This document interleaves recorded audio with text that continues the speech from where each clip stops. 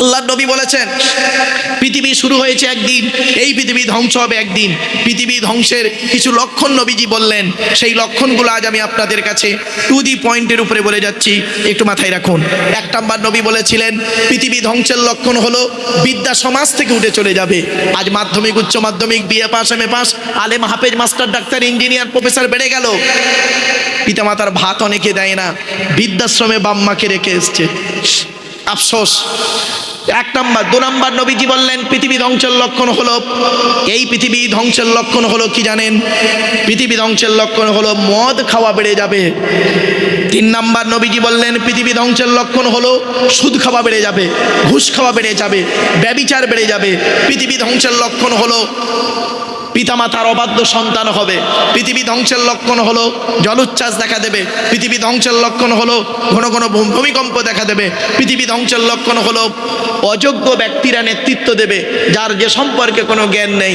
রাগ করবেন না, গ্রামের প্রধান নিজের নামটাও অনেকে সই করতে পারে না, সে হলো গ্রামের প্রধান। ওর নিজের চরিত্র খারাপ, ও লোকের ক্যারেক্টার সার্টিফিকেট দিচ্ছে, ওর নিজের চরিত্র খারাপ। পৃথিবী ধ্বংসের লক্ষণ হলো নবীজি বললেন শিক্ষিত লোকেরা অশিক্ষিত লোকেদের সম্মান করবে ভয়েতে। আফসোস লাগে, একজন কলেজের প্রফেসর, তার জমি জায়গা নিয়ে ঝগড়া হয়েছে, বিচার করছে একজন পঞ্চায়েতের সদস্য, যার কলেজের প্রফেসরের ওই জুতোটা বওয়ার যোগ্যতার ক্ষমতা নেই, সে ড্রিঙ্ক করে মদ খেয়ে কলেজের প্রফেসরের বিচার করছেন। আর কলেজের প্রফেসর করছেন কি, ওই একজন মদখোরের কাছে সুবিচার পাওয়ার আশায় স্যার করছে, স্যার করছে। ঠিক না বেঠিক? আমার কথাগুলো বুঝতে পারছেন? পৃথিবী ধ্বংসের লক্ষণ হলো নবীজি বললেন স্বামী স্ত্রীর মধ্যে ঘন ঘন গন্ডগোল দেখা দেবে। স্বামী স্ত্রীর মধ্যে ঘন ঘন গন্ডগোল দেখা দেবে। এজন্য আমি বলে যাচ্ছি আপনাদেরকে, নবীজি বলেছেন এই স্বামীরা তোমরা তোমাদের স্ত্রীদের জীবনে কমসে কম 17টা শিক্ষা দান করবে। আপনি তো স্ত্রীকে একটাও শিক্ষা দেননি, দয়া করে একটু শুনে যান অন্তত। 1 নম্বর নবীজি বললেন এই স্বামীরা তোমরা তোমাদের স্ত্রীদেরকে এই শিক্ষা দেবে আসসালামু কাবলাল কালাম, স্বামী স্ত্রী যখন কথাবার্তা বলবে একে অপরকে সালাম দেওয়া নেওয়া করবে, আল্লাহর রহমত মহব্বত ভালোবাসা বেড়ে যাবে। 2 নম্বরে বলা হয়েছে এই স্বামীরা তোমরা তোমাদের স্ত্রীদেরকে এই শিক্ষা দেবে তারা যেন কোনোদিন কাবা শরীফের দিকে মুখ করে কোনোদিন থুতু যেন না ফেলে। 3 নম্বরে বলা হয়েছে তোমরা তোমাদের স্ত্রীদেরকে এই শিক্ষা দেবে তারা যেন কোনোদিন কাবা শরীফের দিকে মুখ করে কোনোদিন পেশাব পায়খানা যেন না ফেরে। 4 নম্বরে বলা হয়েছে তোমরা তোমাদের স্ত্রীদেরকে এই শিক্ষা দেবে তারা যেন কোনোদিন কাবা শরীফের দিকে পেছন ফিরে যেন পেশাব পায়খানা যেন না ফেরে। 5 নম্বরে বলা হয়েছে তোমরা তোমাদের স্ত্রীদেরকে এই শিক্ষা দেবে তারা যেন কোনোদিন গোসলখানায় পেশাব যেন না ফেরে। 6 নম্বরে বলা হয়েছে তোমরা তোমাদের স্ত্রীদেরকে এই শিক্ষা দেবে তারা যেন কোনোদিন গোসলখানায় উলঙ্গ অবস্থায় গোসল যেন না করে। 7 নম্বরে বলা হয়েছে তোমরা তোমাদের স্ত্রীদেরকে এই শিক্ষা দেবে তারা যেন কোনোদিন হাতের চুড়ি তারা যেন কোনোদিন দুটো ব্যবহার যেন না করে। মা বোনেরা এক হাতে একটা চুড়ি পরবেন, এক হাতে দুটো চুড়ি পরা নিষেধ আছে। এরপরে নবীজি বললেন এই স্বামীরা তোমরা তোমাদের স্ত্রীদেরকে এই শিক্ষা দেবে তারা যেন কোনোদিন মাথার বালিশ তারা যেন কোনোদিন দুটো ব্যবহার যেন না করে। স্বামী স্ত্রী যখন ঘুমাবে একটি মাত্র লম্বা বালিশে স্বামী স্ত্রী মাথা রেখে ঘুমাবে। স্বামী স্ত্রী যদি এক বালিশে মাথা রেখে ঘুমায় আল্লাহর রহমত মহব্বত ভালোবাসা আল্লাহ বাড়িয়ে দেয়। এরপরে নবীজি বললেন এই স্বামীরা তোমরা যেমন খাবে স্ত্রীদের তেমন খাওয়াবে, তোমরা যেমন পরবে স্ত্রীদের তেমন পরাবে। শুধু তাই নয়, এরপরে নবীজি বললেন তোমরা তোমাদের স্ত্রীদের ভালোবাসবে, স্ত্রীর পিতামাতার গালি দেবে না। স্ত্রীর পিতামাতার গালি দেওয়া হলো হারাম, হারাম স্ত্রীর পিতামাতার গালি দেওয়া। এজন্য আপনাদেরকে অনুরোধ করে বলে যাচ্ছি, আমরা অনেক সময় করি কি স্ত্রীর পিতামাতাকে গালি দিই, স্ত্রীকে গালি দিতে দিতে দিতে দিতে শখ মিটল না, তার মরা বাম্মাকে কবর থেকে তুলে আনলাম। ঈদের দিনে হয়তো পায়েস করতে একটু লেট করে ফেলেছে স্ত্রী, তাকে গালাগালি দিতে দিতে এমনভাবে ব্যবহার করলাম মরা বাপটাকেও তুলে আনলাম কবর থেকে, মরা মাটাকেও স্ত্রীকে ঈদের দিনে গালি দিয়ে দিলাম। দেওয়ার পরে আমি ঈদের নামাজ পড়তে চলে গেলাম, আর ওই নামাজ আল্লাহ কবুল করবে আপনি ভেবে নিলেন? কোথায় আছেন আপনি? মনে রাখবেন 1 ঘন্টা ন্যায় বিচার করা, 1 ঘন্টা ন্যায় বিচার করা 60 বছর ইবাদতের সমতুল্য। এরপরে নবীজি বললেন এই স্বামীরা তোমরা তোমাদের স্ত্রীদেরকে নিয়ে বেড়াতে যাবে তোমরা তোমাদের স্ত্রীদেরকে নিয়ে কি করবে? স্ত্রীদেরকে কোরআনের শিক্ষা দেবে, স্ত্রীদেরকে নামাজের শিক্ষা দেবে। শুধু তাই নয়, গভীর রাতে স্ত্রীকে নিয়ে কি করবে তোমরা? গভীর রাতে তাহাজ্জুদের নামাজে দাঁড়াবে স্বামী স্ত্রী একসঙ্গে, আল্লাহ খুশি হয়ে যাবে। এরপরে নবীজি বললেন তোমরা তোমাদের স্ত্রীদের কাজের সহযোগিতা করবে। আল্লাহর নবীর স্ত্রী আম্মা জান আয়েশা বর্ণনা করছেন, আল্লাহর নবী আমার 3টে কাজের সহযোগিতা করে দিতেন। 1 নাম্বার, নবীজি মাঝে মাঝে করতেন কি, আমার যখন রান্না কমপ্লিট হতো না, ইনকমপ্লিট থাকতো, নবীজি করতেন কি, আমার রান্নার কাজে সহযোগিতা করতেন। নবীজি করতেন কি, থালা বাসনগুলো মাঝে মাঝে মেজে দিতেন। নবীজি করতেন কি, ঘর বারান্দাগুলো ঝাড়ু দিয়ে দিতেন মাঝে মাঝে। আপনি এটা করলে আপনার খুব ছোট লোক বলবে না? অনেকে আবার বলবে বইয়ের পাগল। না, আপনি জানেন না তাই বলেন। অনুরোধ করে বলে যাচ্ছি, স্বামী স্ত্রীর মহব্বত ভালোবাসা, পৃথিবীর সর্বপ্রথম ভালোবাসা তৈরি হয়েছিল স্বামী স্ত্রীর ভালোবাসা। মনে রাখবেন, এই পৃথিবীতে স্বামী স্ত্রীর ভালোবাসা হলো আল্লাহর দেয়া নিয়ামত। খবরদার, স্ত্রীকে মূল্যায়ন করতে শিখুন, নিজের স্ত্রীকে মূল্যায়ন করুন। অপরের স্ত্রী থেকে কোনো লাভ নেই। আল্লাহ আপনাকে যে স্ত্রী দিয়েছে ওই স্ত্রীর সঙ্গে ভালো আচরণ করুন, দেখবেন ও আপনার জন্য জীবন দিতেও প্রস্তুত থাকবে।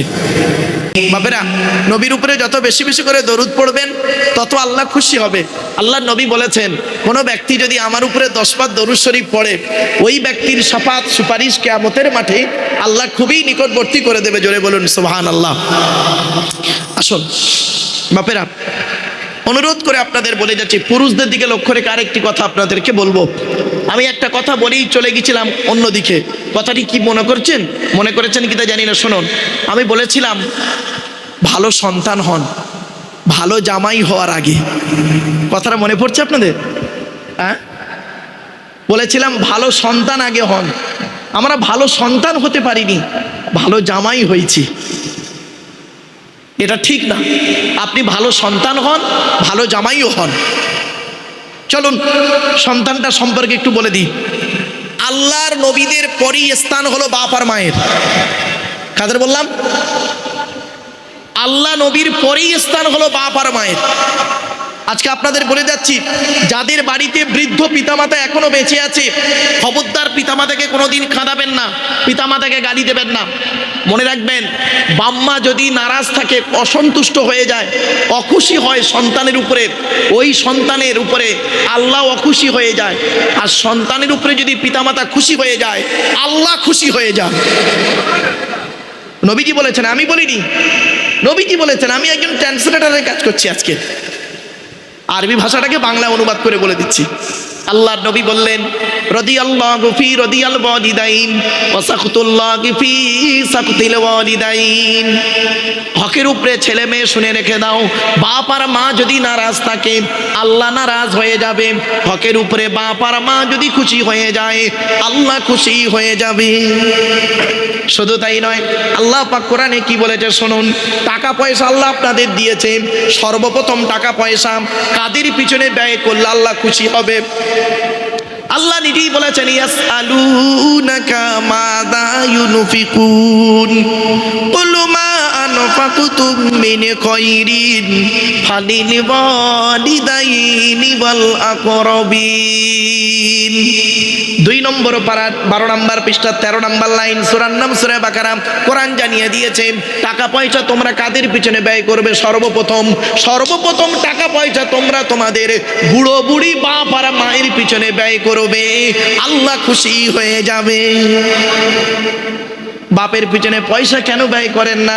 গাছের প্রথম ফলটা বাপকে খাওয়াবেন, গাছের প্রথম ফলটা বাপকে মাকে খাওয়াবেন, পুকুরের প্রথম মাছটা বাপ আর মাকে খাওয়াবেন, আল্লাহ খুশি হবে।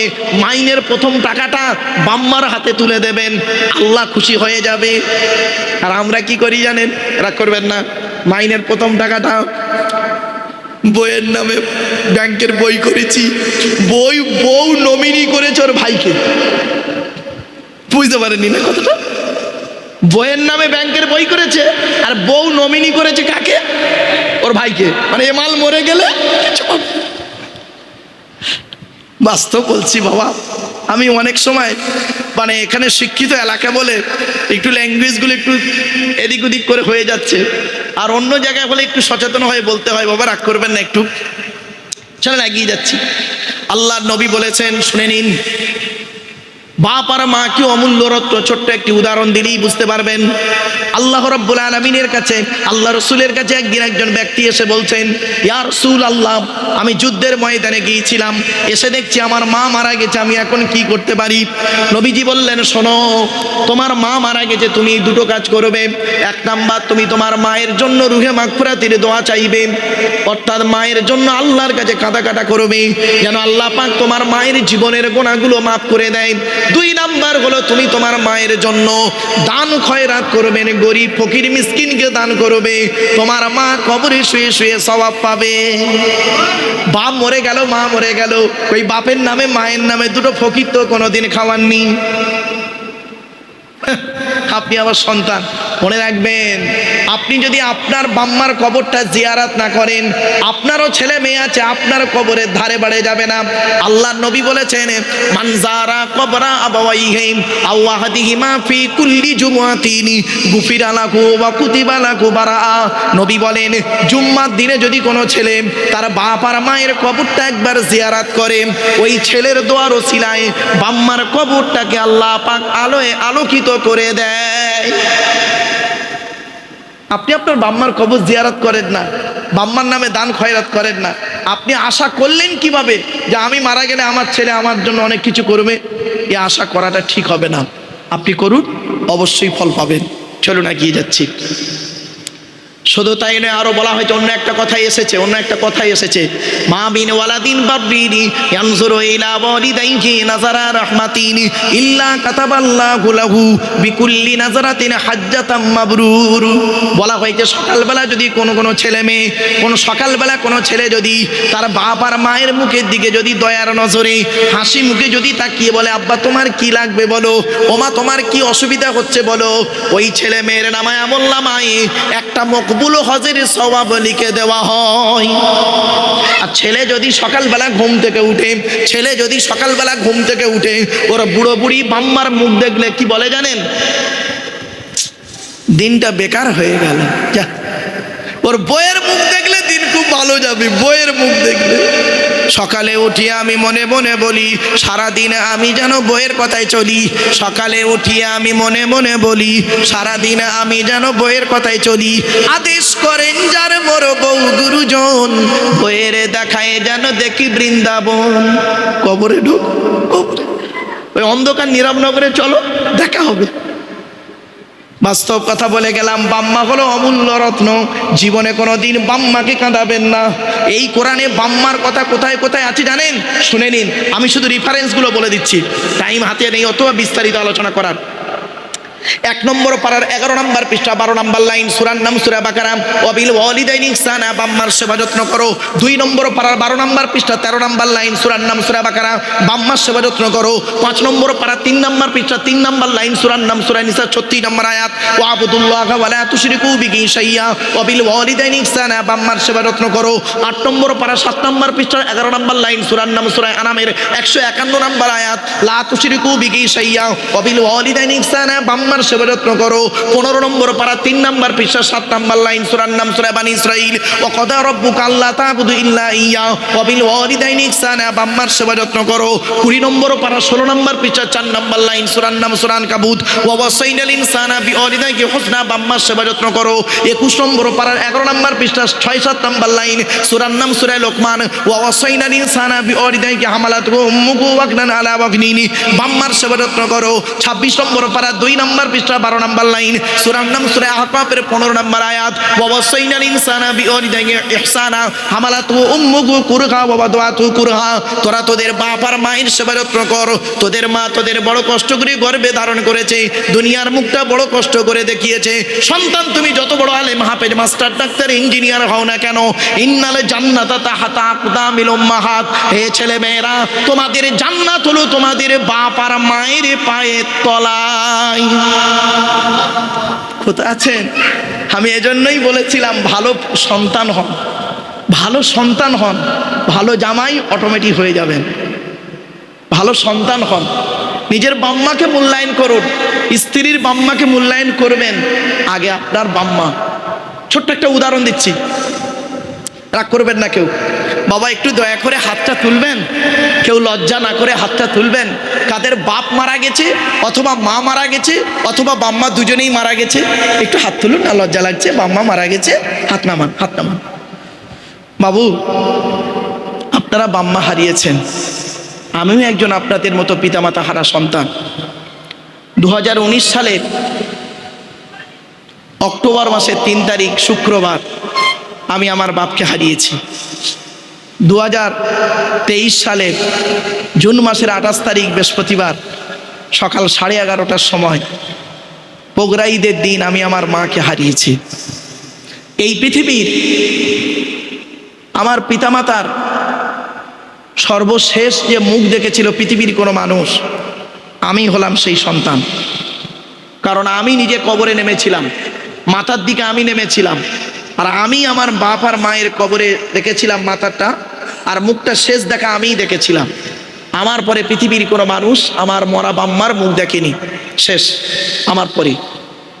কিন্তু একটা প্রশ্ন আপনাদের করি, আপনারা বাপ আর মাকে হারিয়েছেন, সত্যি কথা বলুন তো দেখি, যেদিন বাপ আর মাকে মাটি দিয়ে চলে এলেন, যেদিন বাপ আর মাকে মাটি দিয়ে চলে এলেন, সেই দিন থেকে আজ পর্যন্ত পৃথিবীর কোনো মানুষকে অন্তর থেকে আব্বা বা মা বলে ডাকতে পেরেছেন?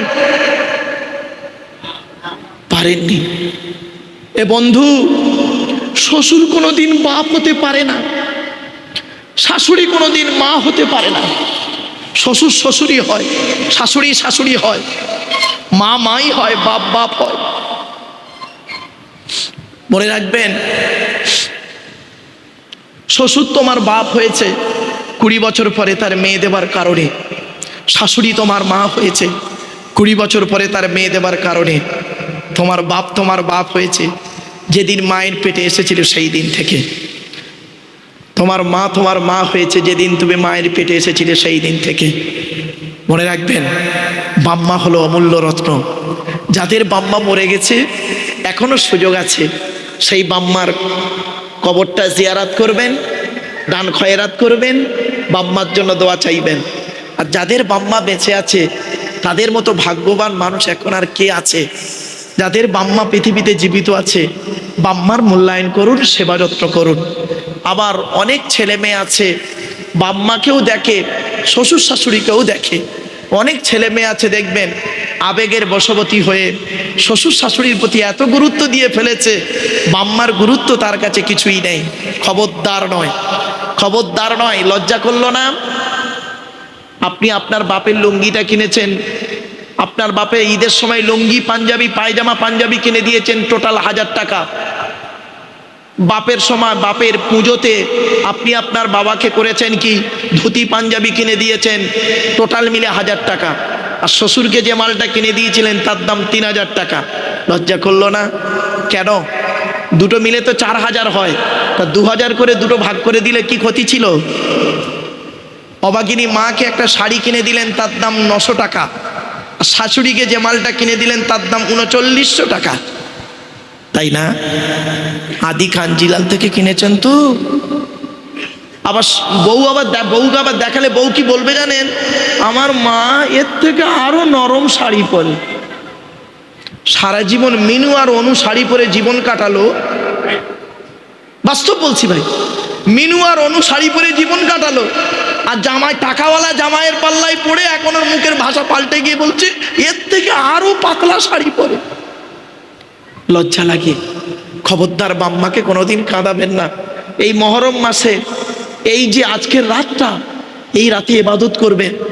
অনেক জায়গাতে দেখেছি তারা শরীয়ত বিরোধী কাজ করে, কোরআন হাদিসে সব কথা নেই, সেই কাজগুলো করে। আপনারা সেই কাজগুলো না করে অন্তত এই যে একটা ধর্মীয় সভা দিয়েছেন, কিছু শেখার জন্য, জানার জন্য, বোঝার জন্য, নিজেকে পরিবর্তন হবার জন্য, এর থেকে উত্তম কাজ আকাশের নিচে জমিনের উপরে আর নাই। আল্লাহ যেন কবুল করে, বলুন আল্লাহুম্মা আমিন। আমার বাপেরা, চলেন এই মহরম মাস কয়েকটা কথা আপনাদের বলি। চলে যাচ্ছে নাকি? এই মহরম মাস সম্পর্কে এবার একটু আপনাদেরকে একটু ধারণা দিয়ে দিই। ইংরাজি মাস 12টা, বাংলা মাস 12টা, আরবি মাসও 12টা। ইংরাজি 12 মাসের নাম কি? January, February, March, April, May, June, July, August, September, October, November, December. Bangla মাসের নামগুলো কি? বৈশাখ, জ্যৈষ্ঠ, আষাঢ়, শ্রাবণ, ভাদ্র, আশ্বিন, কার্তিক, অগ্রহায়ণ, পৌষ, মাঘ, ফাল্গুন, চৈত্র। ব্যাস। এবার আরবি 12 মাসের নাম কি? কোরআনে আছে আরবি 12টা মাসের নাম। আল্লাহ 12টা মাস যে আল্লাহ পাক দিয়েছেন সেটা কোরআনে বলেছেন সূরা তাওবার মধ্যে, ইন্না ইদ্দাতাশ শুহুরি ইনদাল্লাহি 12 শাহরান ফি কিতাবিল্লাহ। কোরআনে আছে 12 মাসের নাম, মনে রাখবেন। সে 12 মাসটা কি? মুহররম, সফর, রবিউল আউয়াল, রবিউস সানি, জমাদুল আউয়াল, জমাদুল সানি, রজব, শাবান, রমজান, শাওয়াল, জিলকদ, জিলহজ। তো আরবি ইংরাজি মাসের প্রথম মাসের নাম হলো জানুয়ারি, বাংলা মাসের প্রথম মাসের নাম হলো বৈশাখ। তো আরবি মাসের প্রথম মাসের নাম হলো মুহররম মাস, এই মাসটা। আরেকটা জিনিস আপনাদের শিখিয়ে দিচ্ছি, ইংরাজি মাস 28, 29, 30, 31-এ শেষ হয়। ফেব্রুয়ারি মাস 28-এ হয়, 4 বছর অন্তর একটা লিপ ইয়ার হয়, 1 বছর অতিরিক্ত হয় একদিন। 28, 29, 30, 31 ইংরাজি মাসের দিনগুলি। বাংলা মাসে কি হয়? 29, 30, 31, 32। আর আরবি মাসে শুনে নিন, ইংরাজি মাসে বা বাংলা মাসে বছর হয় 365 দিনে, তাই তো বাবা? হ্যাঁ, 365 দিনে ইংরাজি বাংলা মাসের বছর। কিন্তু আরবি মাসের বছর হলো 354 দিনে। কত কত? 354 দিন। এই জন্য দেখবেন এবছর যেদিন ঈদ হবে আগামী বছর 11 দিন পরে ঈদ হবে, ঠিক 11 দিনের ডিস্টেন্স থাকবে। আরেকটা কথা আপনাদের শিখিয়ে দিই, সেটা হলো কি, আরবি মাস হলো 29 আর 30। আরবি মাস কোনো দিন 28-এ হয় না, আরবি মাস কোনো দিন 31-এ হয় না, 29 আর 30। আর একটা মজার কথা হলো, আরবি মাস প্রথমটা হবে 29, পরেরটা 30। পরপর দুটো 29-এ হয় না, আর পরপর দুটো 30-এ হয় না, এটা মনে রাখবেন একদম বাস্তব। এবছরে রোজা কটা হয়েছে বাবা? ভুলে গেছে, 29টা। এবছর রোজা 30টা হয়নি, 29টা। তো আমাকে অনেকেই জিজ্ঞাসা করছে, হুজুর ঈদ কবে? আমি বললাম, আপনি এরকম প্রশ্ন করছেন কেন? শুধু তাই নয়, আপনার লালবাজারে একজন পুলিশ অফিসার বন্ধু মানুষ, তো আমাকে বলছে, ইন্সপেক্টর, তো বলছে, স্যার হুজুর আপনার কাছে একটা জিনিস জানবো। কি বলুন? বলছে ঈদ কবে হবে? আমি বললাম, আপনি আর এই প্রশ্নটা কোনো দিন যাতে না করেন সে জিনিসটা আজকে আপনাকে শিখিয়ে দিচ্ছি। বলছে বলুন। বললাম শুনুন, আরবি মাস 29 আর 30-এ হয়, প্রথমটা 29 হলে পরেরটা 30। বলে তাই নাকি? বললাম শুনুন, এই রমজান মাসের আগের মাসটা হলো শাবান মাস, শাবান মাসটা 30-এ হয়েছে, তো 29টা রোজা হবে 100%, একদম বাস্তব। আর যদি ওই শাবান মাস 29-এ হয় 100% 30টা রোজা হবে, এই তো, এছাড়া অন্য কিছু না। বলে তাই নাকি? বললাম হ্যাঁ। বলে মারাত্মক জিনিস শিখে নিলাম, চলেন। এই মুহররম মাসের 10 তারিখে, ক তারিখ? মানে আজকে রাতে, মানে কালকের দিন, মুহররম মাসের 10 তারিখে পৃথিবীতে অনেক ঘটনা ঘটেছে, একটা ঘটনা ঘটেনি।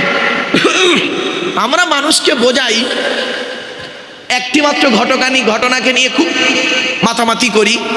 সে ঘটনাটা হলো কি, 680 খ্রিস্টাব্দে, কত কত কত, এগুলো মনে রাখবেন। 680 খ্রিস্টাব্দে মার্চ মাসের 17 তারিখ, মুহররম মাসের 10 তারিখ শুক্রবার, কারবালার প্রান্তরে আল্লাহর নবীর কলিজার টুকরা ফাতেমার 2 সন্তান হাসান আর হোসাইন। তো হযরতে হোসাইন রাদিয়াল্লাহু তাআলা আনহু 55 বছর বয়সে, হযরত হোসাইন রাদিয়াল্লাহু তাআলা আনহুর বয়স কত ছিল তখন? 55। এগুলো মনে রাখবেন। 55 বছর বয়সে 50 জন লোককে নিয়ে কারবালার প্রান্তরে ন্যায়ের পক্ষে অন্যায়ের বিপক্ষে দাঁড়িয়ে নিজের জীবনকে শহীদ করেছিলেন, অন্যায়ের কাছে মাথা নত করেনি। আমরা এই শিক্ষাটা কোনোদিন নিলাম না যে হোসাইন রাদিয়াল্লাহু তাআলা আনহু শহীদ হলেন, অন্যায়ের কাছে মাথা নত করেনি। এখান থেকে এই শিক্ষাটা না নিয়ে আমরা কি করলাম, আমরা ওই দিন একটা শরিয়ত বিরোধী কাজ মানে কি করলাম, ছুরি কাটারি ইত্যাদি ইত্যাদি নিয়ে হই হুল্লোড় লাঠি সোটা নিয়ে করতে লাগলাম। এ শিক্ষাটা নিলাম না যে আমি অন্যায়ের বিরুদ্ধে ন্যায়ের পক্ষে দাঁড়িয়ে থাকবো। হোসাইন রাদিয়াল্লাহু তাআলা আনহু ন্যায়ের পক্ষে দাঁড়িয়েছিলেন, অন্যায়ের পক্ষে যায়নি, তাতে জীবনটা চলে গেছে, কোনো দুঃখ হয়নি। এটা মারাত্মক শিক্ষা। চলেন, এই ঘটনাটা হলো পৃথিবীর শেষ ঘটনা। এরপরে আরেকটি ঘটনা ঘটবে, সেটা হলো পৃথিবী ধ্বংস হবে। ওই মহরম মাসের 10 তারিখে কি কি ঘটেছিল, অনেক ঘটেছিল বাপ, কমসে কম সর্বাধিক 313টা ঘটনা ঘটেছে ওই মহরম মাসের 10 তারিখে। কত কটা 313টা ঘটনা। আমরা তো একটা ঘটনা নিয়েই খুব চেল্লাচিল্লি করি। শোনেন, আমি কয়েক কটা বলি আপনাদের।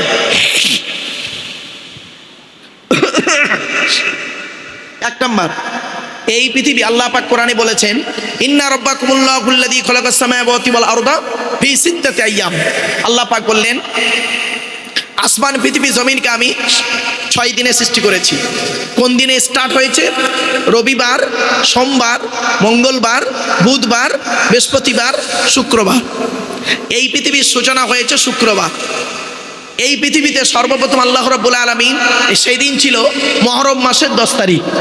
এই পৃথিবীতে আল্লাহ রাব্বুল আলামিন সর্বপ্রথম যে মানুষ তৈরি করলেন তার নাম হলো হযরত আদম আলাইহিস সালাতুস সালাম। আদমকে আল্লাহ পাক যেদিন তৈরি করেছিলেন মহরম মাসের 10 তারিখ। বাম পাশের হাড় দিয়ে মা হাওয়াকে তৈরি করলেন মহরম মাসের 10 তারিখ। সেদিন ছিল মহরম মাসের 10 তারিখ। শুধু তাই নয়, আদম হাওয়া গন্ধম ফল খাওয়ার কারণে পৃথিবীতে আল্লাহ পাক তাদেরকে পাঠিয়ে দিলেন। যেদিন পৃথিবীতে পাঠিয়েছিলেন সেদিন ছিল মহরম মাসের 10 তারিখ। শুধু তাই নয়, আদম হাওয়াকে মিলিত করলো একটা মাঠে, যে মাঠটার নাম হলো আরাফাতের ময়দান। ওই মাঠে একত্রিত করেছিল আদম আর হাওয়াকে একটা পাখির মাধ্যমে। সেদিন ছিল মহরম মাসের 10 তারিখ। আদম নবীর 2টো সন্তান যুদ্ধ করেছিল, মারামারি করেছিল। আপনারা ইতিহাসে শুনেছেন হাবিল কাবিল, যে ঘটনাটি কোরআনের সূরা মাইদার মধ্যে এসেছে। যেদিন মারামারি করে হত্যা হয়েছিল, প্রথম হত্যা, সেদিন ছিল মহরম মাসের 10 তারিখ। আদমের প্রত্যেকটা সন্তান হতো জোড়া জোড়া। একটা সন্তান হলো বেজোড়, তার নাম হলো হযরতে শীস আলাইহিস সালাতুস সালাম। যেদিন জন্মগ্রহণ করেন শীস নবী, সেদিন ছিল মহরম মাসের 10 তারিখ। যেদিন মা হাওয়া ইন্তেকাল করেন সেদিন ছিল মহরম মাসের 10 তারিখ। আবার দেখুন, আদম পৃথিবীতে একজন নবী জন্মগ্রহণ করেছিলেন, নাম হলো তার নূহ নবী। নূহ নবী যেদিন জন্মগ্রহণ করেন সেদিন ছিল মহরম মাসের 10 তারিখ। নূহ নবীর সময় একটা প্লাবন হয়েছিল, নৌকা তৈরি করেছিল, বন্যা মানে আপনারা শুনেছেন বিশাল বন্যা হয়েছিল। একদম জুদি পাহাড়ে গিয়ে নৌকাটি আশ্রয় পেয়েছিল। সেদিন ছিল মহরম মাসের 10 তারিখ। এই পৃথিবীতে একটা নবী এসেছিলেন, নবীটার নাম হলো হযরতে ইব্রাহিম খলিলুল্লাহ। নাম শুনেছেন ইব্রাহিম নবী? ইব্রাহিম নবী যেদিন জন্মগ্রহণ করে সেদিন ছিল মহরম মাসের 10 তারিখ। তারপরে আসছি ইব্রাহিম নবীকে যেদিন আগুন কুণ্ডে ফেলা হলো সেদিন ছিল মহরম মাসের 10 তারিখ। শুধু তাই নয়, হযরত ইব্রাহিম নবীর 2টো স্ত্রী, বড় স্ত্রীর নাম ছিল সারা, ছোটটার নাম ছিল হাজেরা। সারার ছেলে হলো ইসহাক নবী, ইসহাক নবীর ছেলে হলো ইয়াকুব নবী, ইয়াকুব নবীর ছেলে হলো ইউসুফ নবী ইত্যাদি। আর হাজেরার ছেলের নাম হলো হযরত ইসমাঈল আলাইহিস সালাতুস সালাম। ইসমাঈল নবীর বংশধরে আমাদের নবী মুহাম্মদ সাল্লাল্লাহু আলাইহি সাল্লাম এসেছেন। তো যেদিন সারার সঙ্গে ইব্রাহিম নবীর বিবাহ হয় সেদিন ছিল মহরম মাসের 10 তারিখ। হাজেরার সঙ্গে যেদিন ইব্রাহিম নবীর বিবাহ হয় সেদিন ছিল মুহররম মাসের 10 তারিখ। দুইজন ফেরেশতার মাধ্যমে আল্লাহ পাক ইব্রাহিম নবীকে ইসহাক নবীর সুসংবাদ দিয়েছিলেন। ঘটনাটি পাবেন আপনি কোরআনের 26 নম্বর পারার শেষ পৃষ্ঠাতে। আল্লাহ পাক বলেছেন দুটো মেহমান এসে সুসংবাদ দিয়েছিলেন সন্তানের, সেদিন ছিল মুহররম মাসের 10 তারিখ। হযরতে ইসমাঈল আলাইহিস সালাম যেদিন জন্মগ্রহণ করেন সেদিন ছিল মুহররম মাসের 10 তারিখ। শুধু তাই নয়, আরেকটু এগিয়ে যাচ্ছি। আইয়ুব বলে একজন নবী ছিলেন, 18 থেকে 20 বছর রোগে ভুগেছিলেন। যেদিন আল্লাহ পাক তাকে রোগ থেকে মুক্তি করেছিলেন সেদিন ছিল মুহররম মাসের 10 তারিখ। শুধু তাই নয়, হযরতে ইউনুস বলে একজন নবী ছিল, নাইনুয়া শহরে তার বাড়ি, এবং উনি আল্লাহর হুকুম ছাড়াই করেছিলেন কি, দেশ ছেড়ে চলে যাচ্ছিলেন। মাছের পেটে আল্লাহ পাক নিয়ে নিলেন। মনে রাখি ইতিহাসটা আপনারা জানেন, লা ইলাহা ইল্লা আনতা সুবহানাকা ইন্নী কুনতু মিনাজ জালিমিন। আল্লাহ বললেন ফাস্তাজাবনা লাহু ওয়া নাজ্জাইনাহু মিনাল গাম্মি ওয়া কাযালিকা নুনজিল মুমিনিন। যেদিন উনি মাছের পেট থেকে উদ্ধার হন সেদিন ছিল মুহররম মাসের 10 তারিখ। শুধু তাই নয়, মূসা নবী, সামনে ছিল নদী, পেছনে সামনে পানি, পেছনে শত্রু, আল্লাহকে ডেকেছিলেন আর ফেরাউনকে সেদিন ডুবিয়ে মেরেছিলেন। সেই দিনটা ছিল মুহররম মাসের 10 তারিখ। শুধু তাই নয়, হযরতে মূসা নবী যেদিন জন্মগ্রহণ করেন সেদিন ছিল মুহররম মাসের 10 তারিখ। শুধু তাই নয়, হযরতে হযরতে ঈসা নবী যেদিন জন্মগ্রহণ করেছিলেন মারিয়ামের গর্ভ হতে একটা খেজুর গাছের তলায়, সেদিন ছিল মুহররম মাসের 10 তারিখ। ঈসা নবীকে যেদিন আল্লাহ পাক চৌথা আসমানে তুলে নিলেন, 12 জন লোক সঙ্গে ঘরে বসেছিল, সেদিন ছিল মুহররম মাসের 10 তারিখ।